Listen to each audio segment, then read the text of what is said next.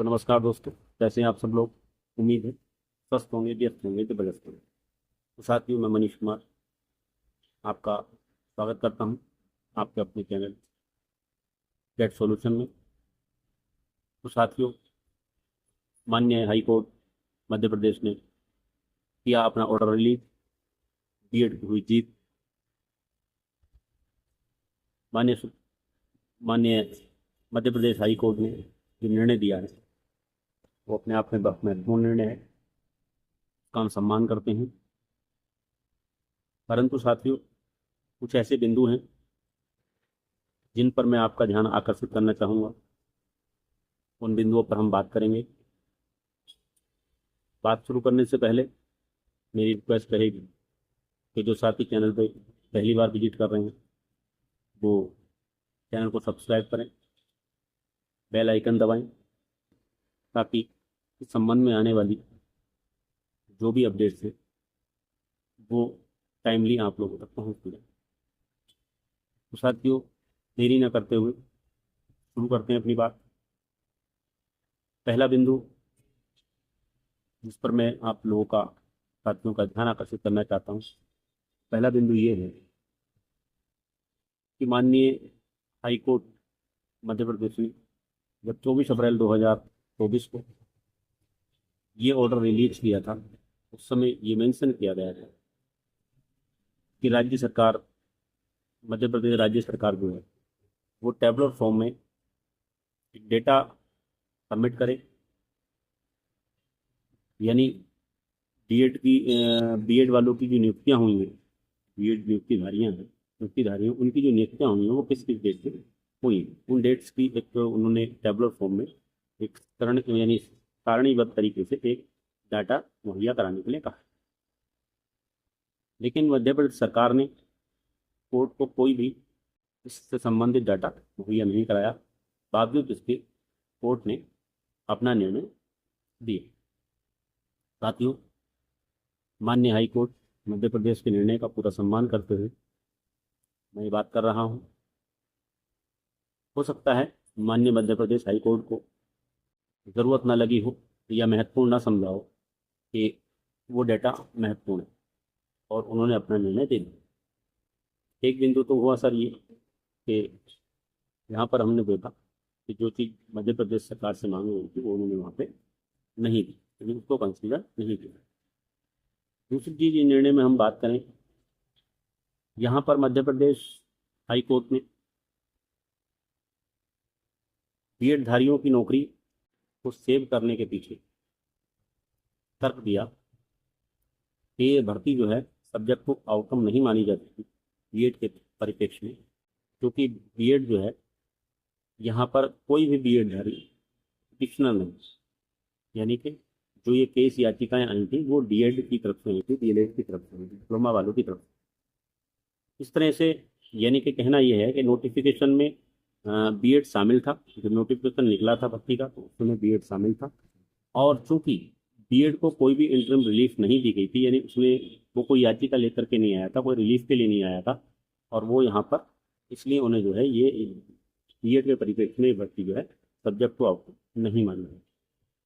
ये तर्क दिया माननीय सुप्रीम कोर्ट ने। तो साथियों, मैं ध्यान दिलाना चाहूँगा कि माननीय हाई कोर्ट उत्तराखंड ने जो निर्णय दिया हाल ही में पिछले दिनों, जो बीएड और डीएड का वहाँ भी विवाद चल रहा था, उसमें भी जो पिटिशनर्स थे वो डिप्लोमाधारी थे। बीएड वहाँ भी कोई रिलीफ मांगने के लिए नहीं गया था, कोई याचिका लेकर के नहीं गया, लेकिन डीएलएड वाले वहाँ पर याचिका लेकर के गए थे। तो साथियों, बहुत ही मामूली यानी एक मामूली बात है कि जो भी विक्टिम होगा, जो पीड़ित होगा, जिसे लग रहा होगा मेरे अधिकारों का हनन होगा, वही कोर्ट का दरवाजा खटखटाएगा। तो बीएड जब पहले से ही नोटिफिकेशन में शामिल है तो बीएड क्यों जाएगा कोर्ट। बीएड को जरूरत ही नहीं है कोर्ट जाने की। कोर्ट तो वो जाएगा जिसे लगता है कि मेरे अधिकारों का हनन हो रहा है, इसलिए वहाँ डीएलएड गया। ऐसे ही उत्तराखंड में हुआ, उत्तराखंड में भी डीएलएड गया है, लेकिन उत्तराखंड हाई कोर्ट ने वहाँ पर बीएड को प्राइमरी शिक्षा से जो नियुक्तियाँ हुई उनको बहाल किया। तो भी ये नियुक्तियाँ अवैध हैं। माननीय हाई कोर्ट का जो निर्णय आया, माननीय सुप्रीम कोर्ट का जो निर्णय आया है देवेश शर्मा और वर्सेस यूनियन ऑफ इंडिया के मामले में जो आया है मैंने उसको, उसके आलोक में जो है उन्होंने वहाँ उसको जो है बीएड को नियुक्तियां अवैध करते हुए बाहर करने का आदेश दिया है। बीएड वाले एसएलपी लेकर के सुप्रीम कोर्ट जाते हैं। वहाँ सुप्रीम कोर्ट में सुनवाई होती है ठीक उसी दिन जिस दिन माननीय सुप्रीम कोर्ट एमपी क्लियरिफिकेशन याचिका पर सुनवाई करते हैं। यानी Devesh Sharma versus union of India वाले केस में जो एमपी सरकार की तरफ से जो क्लियरिफिकेशन याचिका लगी हुई थी, ये लगी हुई थी, उस पर सुनवाई करते हुए तो ठीक उसी दिन जो है वहाँ पर भी सुनवाई होती है, दूसरी बेंच पर सुनवाई होती है। तो वहाँ पर माननीय सुप्रीम कोर्ट ये मानते हैं, ये देखते हैं कि भाई हाई कोर्ट उत्तराखंड ने जो निर्णय दिया है वो निर्णय सही है और वहाँ पर वो बीएड को कोई भी रिलीफ नहीं देती है। और बीएड जो आपका उत्तराखंड हाई कोर्ट का निर्णय है वो बरकरार है। साथ ही ऐसे में प्रश्न ये उठता है कि दोनों ही जगह पिटिशनर्स डिप्लोमाधारी हैं, यानी विक्टिम पक्ष जो है वो डीएलएड है ना कि बीएड, क्योंकि वहाँ भी बीएड नोटिफिकेशन में शामिल था उत्तराखंड में भी, और मध्य प्रदेश में बीएड जो है नोटिफिकेशन में शामिल था। दोनों जगह सेम कंडीशन है, तो आखिर निर्णय विपरीत तो वहाँ भर्ती से बाहर है और यहाँ भर्ती में सेफ किया गया है। तो साथियों ये एक भ्रम की स्थिति है और ये भ्रम बना हुआ है। इसलिए हम बात करेंगे इसके आगे। तो हम बात करेंगे कि ये भर्ती सब्जेक्ट टू आउटकम भले ही यहाँ हाई कोर्ट में माननीय हाई कोर्ट ना मान रहे हैं, लेकिन जब बीएड वाले 11 अक्टूबर 2022 को माननीय सुप्रीम कोर्ट में Devesh Sharma versus union of India वाले केस में आईए के द्वारा वहाँ पर दाखिल करते हैं अपने आप को, वहाँ पर ले जाते हैं और वहाँ सुनवाई में आप इंटरव्यून करते हैं, तो वहाँ पर सुनवाई होती है और उसमें जो है 12 अक्टूबर 2022 को ये भर्ती माननीय सुप्रीम कोर्ट अपने अधीन कर लेता है, वहाँ पर सब्जेक्ट आउटकम हो जाती है। तो सब्जेक्ट आउटकम तो भर्ती थी किसी भी कोर्ट में हो, भाई सुप्रीम कोर्ट में थी। तो एक तो ये बात है, तीन बातें हुई। दूसरी बात ये है कि यहाँ पर जो है इस निर्णय में ना तो हाई कोर्ट उत्तराखंड का जो कोई जिक्र हुआ है उसको कंसीडर किया गया, न ही बिहार हाई कोर्ट के निर्णय को कंसीडर किया गया, और न ही आपके छत्तीसगढ़ हाई कोर्ट के निर्णय को कंसीडर किया। क्योंकि जो चीज़ें हैं वो, अब सवाल ये है कि क्या बीएड पूरी तरह जीत गया है, क्या बीएड पूरी तरह सुरक्षित हो गया है, क्या बीएड की नौकरी पूरी तरह बच गई है, ये कह पाना अभी बड़ा मुश्किल है। या यूँ कहें कि डीएलएड पूरी तरह हार गया है, बीएड के लिए रास्ते बंद हो चुके हैं, या ये पिक्चर यहीं क्लोज हो चुकी है, ये कह पाना अभी मुश्किल होगा, भविष्य की बात है। लेकिन जहाँ तक है माननीय हाई कोर्ट मध्य प्रदेश ने अपने निर्णय में ये शामिल किया है, डिप्लोमाधारियों को लिबर्टी के साथ ये कहा है कि लिबर्टी देते हुए कहा है कि वो चाहें तो एक फ्रेश याचिका लेकर के इस मामले की सुनवाई करवा सकते हैं।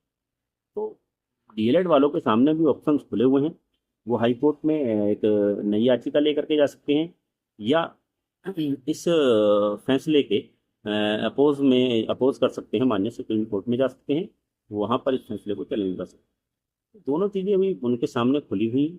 तो मैं समझता हूँ डीएलएड अभी पूरी तरह हारा नहीं है, और जहाँ तक मुझे लगता है ये मामला अभी सुप्रीम कोर्ट जाएगा, और सुप्रीम कोर्ट जाने के बाद फिर सुप्रीम कोर्ट में जब सुनवाई होगी तो सुप्रीम कोर्ट ये तय करेगा, ये देखेगा कि माननीय हाई कोर्ट मध्य प्रदेश ने जो अपना निर्णय दिया है, क्या वो हमारे जो रिव्यू हमने किया है उस रिव्यू में जो हमने बीएड को सुरक्षित करने के लिए जो कंडीशंस दी गई हैं, जो हमने कंडीशंस के साथ बीएड को सुरक्षित किया है, क्या ये जो मध्य प्रदेश हाई कोर्ट ने जो व्याख्या की सब्जेक्ट टू आउटकम की, तो क्या वो हमारे इस जो हमने रिव्यू दिया है उस रिव्यू के साथ मैच करते हैं, वो ये देखें।